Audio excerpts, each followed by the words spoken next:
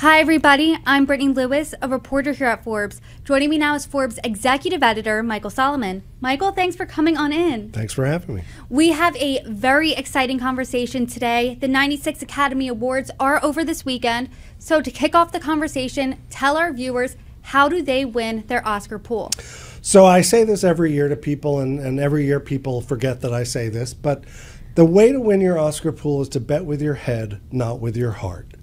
And of course, when it comes to movies, everybody's got a favorite film, everybody's got a favorite performance. If you hear yourself saying the words, "Oh, but she was so great in that," you're probably going to lose your Oscar pool.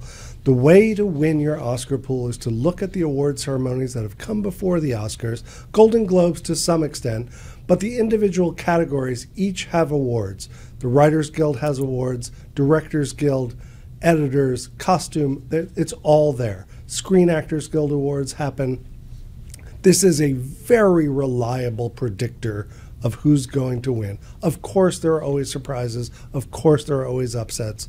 But it's a very, I would say, 75 to 90% reliable predictor of who's going to win the Oscars. So basically, everyone's Oscar pool is almost done. They just need to go back, look at the award shows. They just need to look at who won SAG Awards, Producers Guild, Directors Guild. That is the path to victory. Now, there are other awards, Golden Globes, BAFTAs, things like that. Those do factor in, and that's how you get some of those upsets, because sometimes those awards split. But in general, the winners of those previous awards pretty much win big at the Oscars. This year was a really fun year at the movies. Specifically, I'm thinking back to the summer, Oppenheimer weekend. And are we seeing a lot of movies that were blockbuster successes translate into perhaps Oscar and awards winners?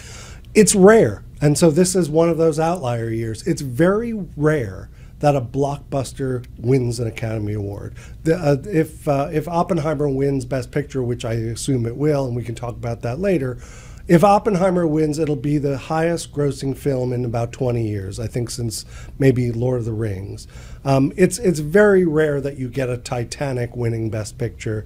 In general, there tends to be more emphasis on independent films than blockbusters. And it's one of the frustrations with the Oscars that people say, but the films that win and the performances that win, I never saw that movie. I never even heard of that movie. So it's nice this year to have Barbie and Oppenheimer and other big movies in the nominations. Can you touch a little bit on that disconnect for us? Why, if a movie is a blockbuster success, that's not resonating in the award season?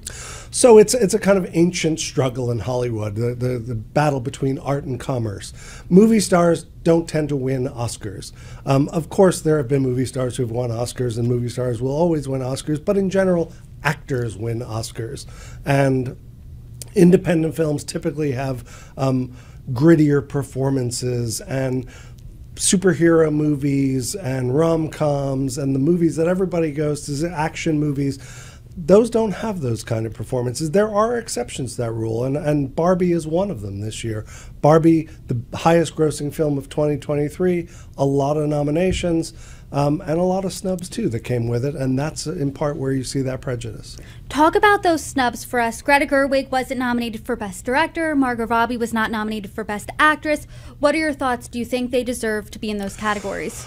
So I think for sure Greta Gerwig got snubbed. It's inconceivable to me that it was such an imaginative, inventive, original movie, and it's really that's a real snub to me. Margot Robbie not getting nominated, it's disappointing, and I think she should have been.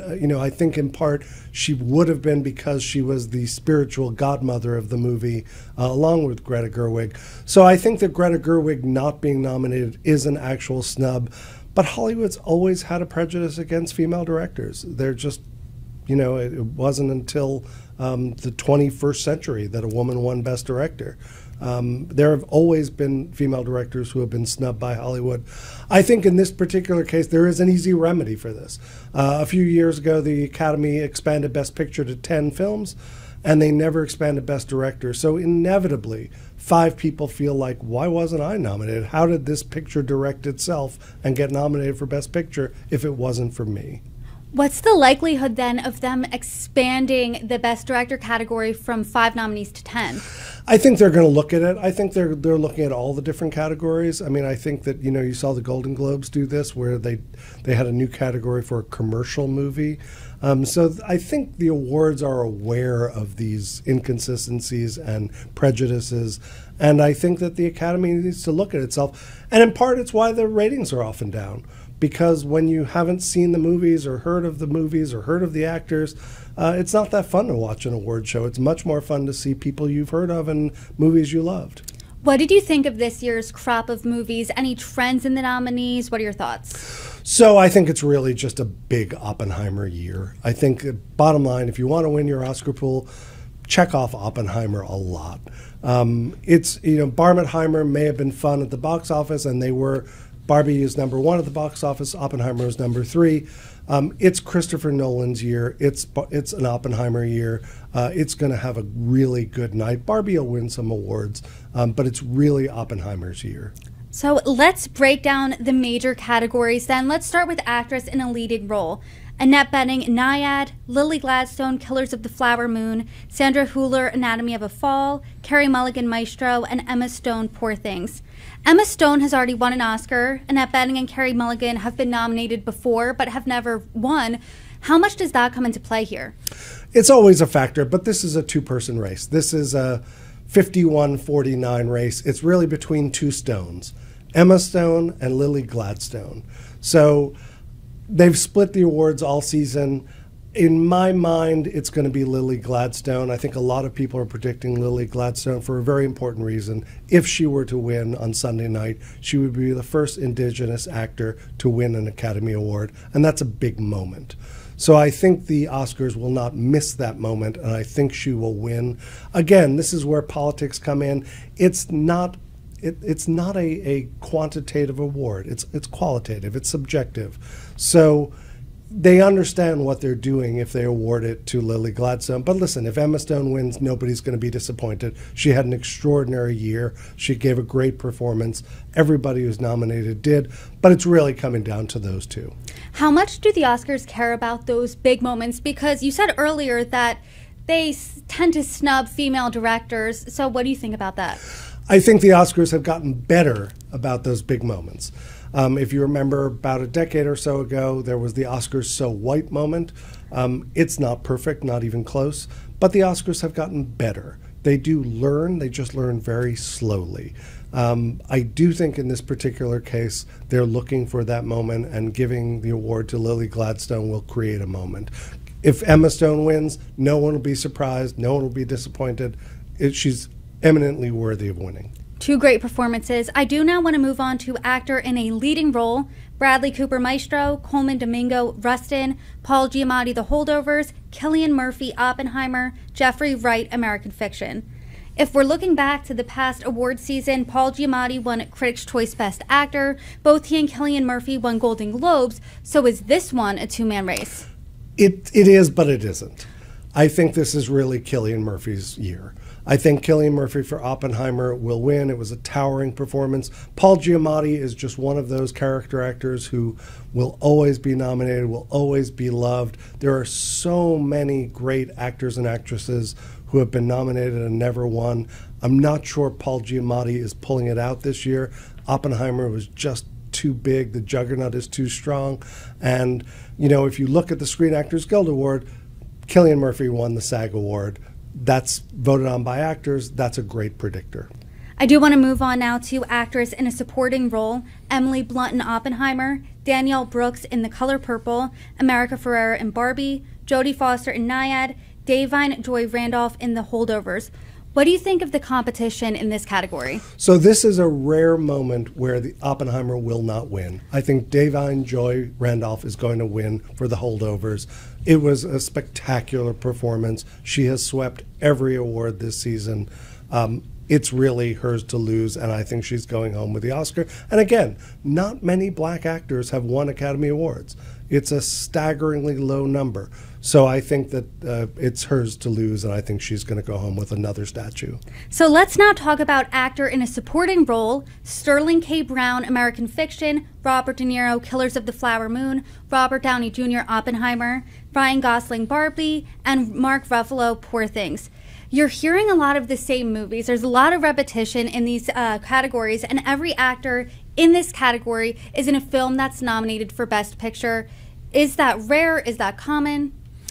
It is, but not surprising. So the best movies of the year typically have the best actors and actresses, so it makes sense, and it's in part how you arrive at Best Picture nominations, because it gets all of those ancillary awards. It gets editing, it gets cinematography.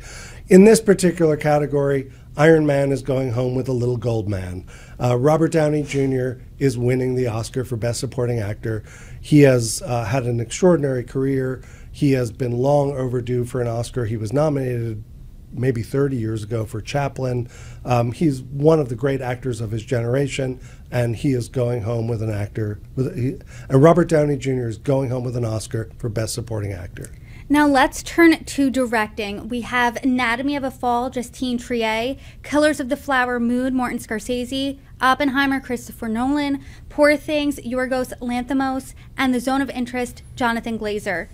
You said before you believe Greta Gerwig was snubbed, so who do you think she should replace here? It's not a question of who she should replace. A lot of people felt like this wasn't Martin Scorsese's best movie. The point is they should really expand Best Director if they want to avoid some of those snubs. But listen, people will still complain that, you know, it wasn't exactly perfect and they should have been nominated.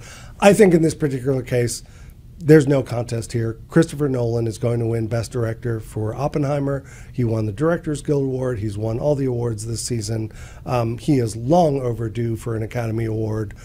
He is a blockbuster auteur, and Hollywood, you know, loves and admires him. He's going home with an Oscar. And we can talk a lot about Greta Gerwig not being nominated for this. I don't think she was going to win. Do you think Best Director ever has an impact on Best Picture or vice versa? So traditionally they go hand in hand. Traditionally, Best Director and Best Picture were, I want to say, in the high 80 percentile of, you know, if you win Best Director, you're probably winning Best Picture. It just makes sense. There have been years where it splits, and sometimes it makes a lot of sense that someone wins Best Director and doesn't win Best Picture, or vice versa. I think in this case, it's just Oppenheimer's year. And so I'm assuming I know your answer to Best Picture, but we will talk about it anyway. The biggest category of the night: American Fiction, Anatomy of a Fall, Barbie, The Holdovers, Killers of the Flower Moon, Maestro, Oppenheimer, Past Lives, Poor Things, The Zone of Interest. So Oppenheimer led Critics' Choice with 8 awards, won 5 at the Golden Globes. I'm assuming you think there's no contest here. It's Oppenheimer's year. I think that it's Oppenheimer's year. I think that for an industry that doesn't love a bomb is going to win Best Picture this year at the Oscars. But could there be a surprise? Could there be a shocker? Could all those people who feel Barbie didn't get its due and Barbie was snubbed in the awards, could they all turn? Because everybody votes for Best Picture. In the individual categories, it's just actors vote for actors, editors vote for editors. Could Hollywood decide, we think Barbie was snubbed and we want to right a wrong? They could. I think it's Oppenheimer's year. Barbie was also the top grossing movie, so people could say, as you said, it was snubbed, but is that a factor? Because it essentially, as people said, saved the movies this year. Listen, I think a lot of people feel that critically it was snubbed. Commercially, they're laughing all the way to the bank. That movie made $1.4 million, and we just did a story on the highest paid actors of 2023. And as that story states, one Hollywood agent said, Margot Robbie will be cashing checks from Barbie for the rest of her life.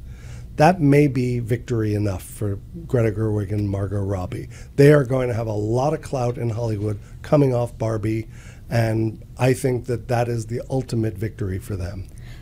ultimate victory for the viewers back home for their Oscar pool. Bank on Oppenheimer, but do you think there could be any upsets? And if so, where could you see them? Well, I do think that Best Picture upset is possible. I think you may see an upset. You could see sometimes what happens with I said, Best Actress is a 50-50 toss-up. Sometimes you see them split votes and a third person comes in there and sneaks in and wins. It's probably not likely this year. It's a little predictable this year. I'll be very surprised if the Oscars don't go according to plan based on the previous awards. Michael Solomon, thank you for coming on in and dropping your Oscars knowledge. Thank you very much.